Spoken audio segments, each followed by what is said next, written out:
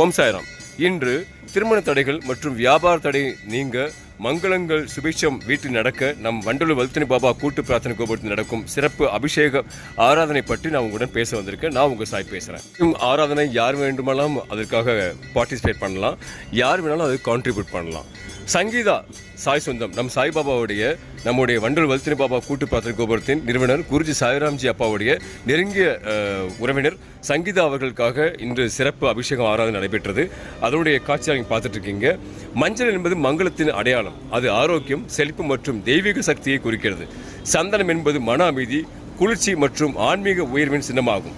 சாய்பாபாவுக்கு மஞ்சள் சந்தனம் அபிஷேகம் செய்யும் போது நம்முடைய அகந்தை, கோபம், கவலைகள் அனைத்தும் கரைந்து மனதில் அமைதியும் நம்பிக்கையும் பிறக்கிறது. அபிஷேகம் செய்யும் போது மந்திரத்தை பக்தியுடன் சொல்லலாம்.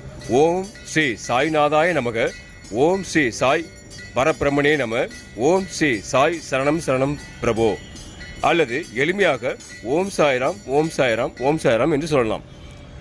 நண்பர்களே, என் அன்பு சாய் சொந்தங்களே, மஞ்சளும் சந்தனமும் சாய்பாபாவின் திருமணியில் சேருவது போல் அவருடைய அருளும் நம்பிக்கையும் நம்மை சேரும்.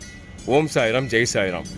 மேலும் நீங்கள் உங்கள் வீட்டில் சுப காரியங்கள் திருமண தடை நீங்கி திருமணம் நடக்கணும்னு ஆசைப்பட்டீங்கன்னா இங்கே கீழே கொடுக்கப்பட்டிருக்க நம்பருக்கு உடனே கால் பண்ணுங்கள். உங்கள் வீட்டில் இருக்கவங்க அத்தனை பேருடைய ராசி நட்சத்திரம் சொல்லி நம்ம சிறப்பு யாகம் வளர்த்து இந்த மூலமாக பாபாவுக்கு அபிஷேகம் செய்து குளிர வைத்து சுப காரியங்கள் நடப்பதற்கு பாபா துணை பெறுவார். எத்தனையோ பேர் வாழ்க்கைகள் நல்ல காரியம் நடந்திருக்கு நம்ம வண்டலூர் வல்தனி பாபா கூட்டு பிரார்த்தனை கோபுரம் மூலமாக. நீங்களும் அதில் கலந்து கொள்ள விரும்பினால் கீழே கொடுக்கப்பட்டிருக்கும் நம்பருக்கு உடனே கால் பண்ணலாம். நன்றி.